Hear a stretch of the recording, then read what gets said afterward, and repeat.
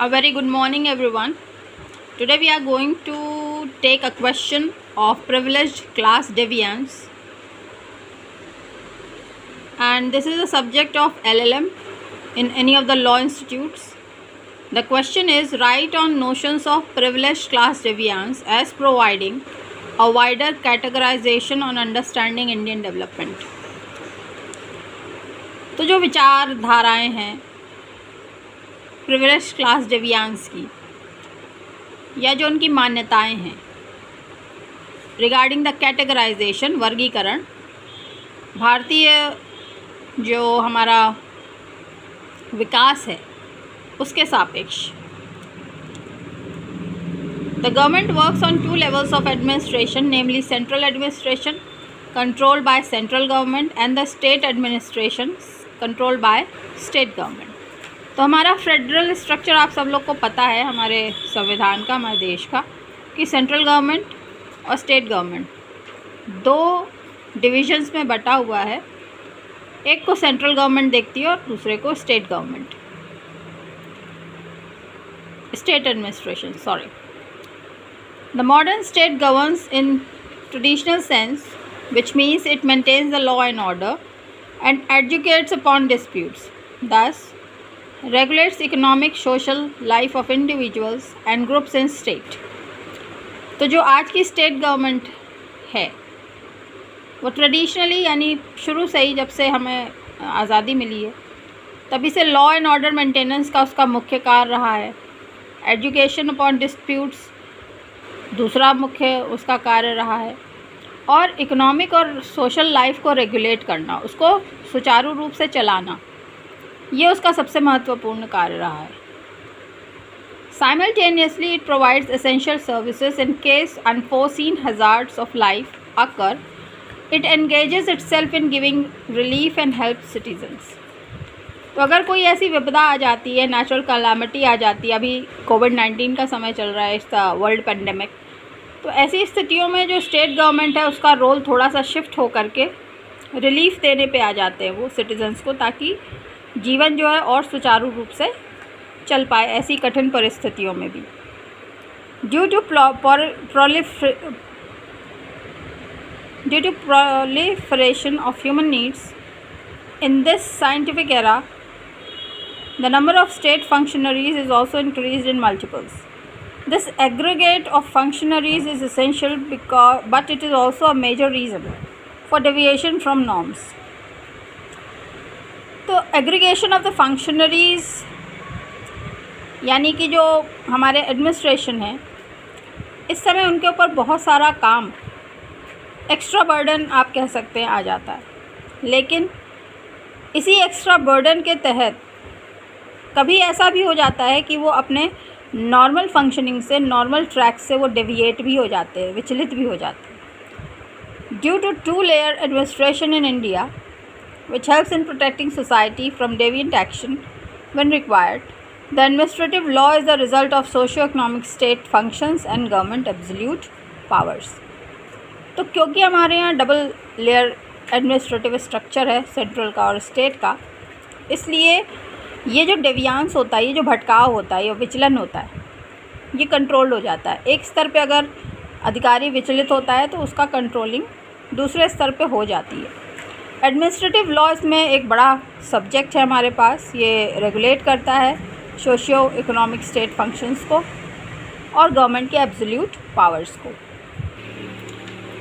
The administrative law has gained immense importance in developed society. The relationships between very administrative authorities and people is very complex.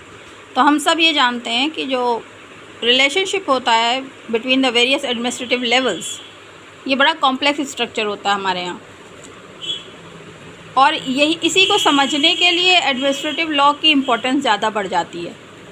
दस some law are necessary and using these law no misuse of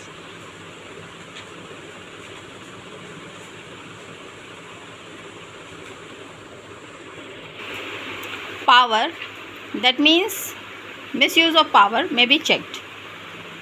Our society is continuously growing and becoming complex। हमारा population बढ़ रही है, हमारा समाज बढ़ रहा है और हमारा कॉम्प्लेक्सिटी भी बढ़ रही है, इसके साथ साथ इंडिविजुअल कॉम्प्लेक्सिटीज़ भी गेन हो रही हैं, एंड दस प्रेजेंटिंग न्यू चैलेंजेस, और इससे हमारे सामने रोज़ नए नए चैलेंजेस आ रहे हैं। इन ancient society the functions of state were like protecting from foreign invasions, tax levying, maintenance of internal peace and order. तो पुराने ज़माने में एंशिएंट सोसाइटी में तो कम फंक्शंस थे एडमिनिस्ट्रेशन के, केवल बाहरी ताकतें आकर के आप पे हमला ना कर दे ये देखना होता था राजा को। टैक्स लग रहे हैं ताकि किंगडम का कारोबार अच्छे से चलता रहे, प्रजा में शांति और सद्भाव बना रहे, लॉ एंड ऑर्डर बना रहे, ये कुछ एक मेन फंक्शंस थे। There was administrative law before 20th century, but it was limited during Mauryas, Guptas, before Christ, Mughals etcetera, east India company in fact. तो पुराने ज़माने से एडमिनिस्ट्रेशन की तो कॉन्सेप्ट था और एडमिनिस्ट्रेटिव लॉ भी प्रैक्टिस में था।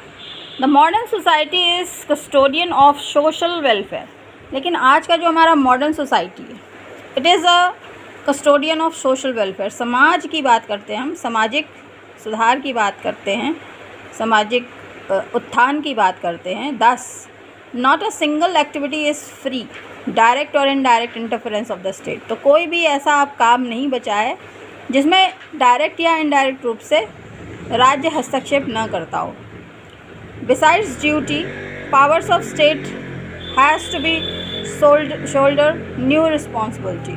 तो ड्यूटी तो करनी ही करनी है, लेकिन साथ ही साथ जो पावर्स ऑफ स्टेट हैं, जो राज्य के ताकतें हैं, उनका जो पावर्स हैं, उनको समय समय पर नई नई रिस्पॉन्सिबिलिटी उनके कंधे पे लदती ही रहती है, क्योंकि चैलेंजेस नए नए होते रहते हैं।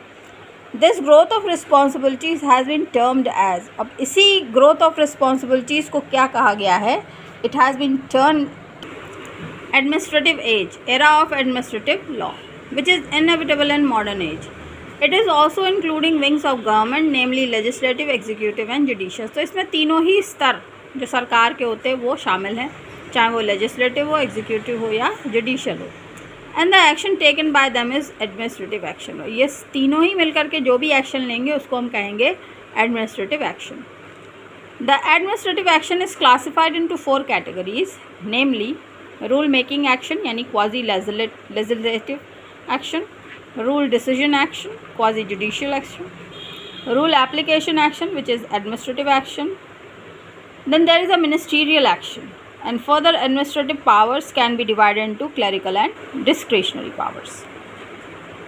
तो बाबू का काम होता है एडमिनिस्ट्रेटिव लेवल पे, और डिस्क्रिशनरी पावर जो हायर अथॉरिटीज़ होते हैं वो अपने दिमाग का इस्तेमाल करके समय अनुसार जो भी चैलेंज होते हैं उसको निराकरण करने के लिए अपना निर्णय लेते हैं, उसको हम कहेंगे discretionary powers. Some examples of quasi judicial functions are disciplinary proceeding against students, disciplinary proceeding against employ for the misconduct, confiscation of goods under the sea customs act 1817 etcetera. There are so many if you are studying the law you must be knowing. तो इस तरह से हम ये देख रहे हैं कि एडमिनिस्ट्रेटिव एक्शन जो है वो किस तरह से चैलेंजिंग होता चला जा रहा है आज के मॉडर्न ज़माने में, जहाँ के रोज़ नई नई चैलेंजेस हमारे सामने हैं, वही चैलेंजेस समाज के सामने, और समाज को प्रॉब्लम्स को डील करने के लिए गवर्नमेंट के सामने उपस्थित होते रहते हैं। कोविड-19 पैंडमिक इसमें सबसे बड़ा एग्जाम्पल है, जो आज के समय में सभी लोग इसको फेस कर रहे हैं, और उससे डील करने के लिए हम हर तरह से काम करते हैं, हमारी गवर्नमेंट्स हर तरह से काम करती हैं। So I hope you have understood this question and the approaches, how the various factors are acting which actually causes deviance in privileged class. Privileged class का मैं आपको शॉर्ट में बता दूँ इस क्वेश्चन में कि जो वाइट कॉलर पीपल होते हैं, यानी कि जो हायर अथॉरिटीज़ होती है हमारे, जो मज़दूर वर्ग नहीं होता है या जो लेबर या क्लैरिकल क्लास नहीं होता है, ऐसे सारे लोग कभी कभी अपने जो उनके ड्यूटीज़ होती है उससे भटक जाते हैं और वो करने लगते हैं जो उनकी ड्यूटी कार्य क्षेत्र में नहीं होना चाहिए, यानी वो मॉरली भटक जाते हैं। तो इसको कहते हैं प्रिविलेज क्लास डिविएंस। तो ये कौन से ऐसे कारण होते हैं जिससे कि ऐसा कुछ हो जाता है? अगर हम भारतीय विकास की बात करें, भारत हमारा डेवलप करता जा रहा है, तो ऐसे में जितना अगर हम विकास कर रहे हैं उसके बावजूद इस तरह की घटनाएं नहीं होनी चाहिए। फिर भी अगर हो रही है तो वो क्या फैक्टर्स है, वो क्या कारण है जिससे कि इस तरह की घटनाएं हो रही हैं, उसी चीज़ को हमने इस क्वेश्चन में थोड़ा डालने और समझने की कोशिश करी है। तो I hope this question will be of help to you.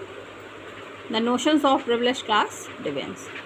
See you in the next lecture regarding another question. Bye bye for now.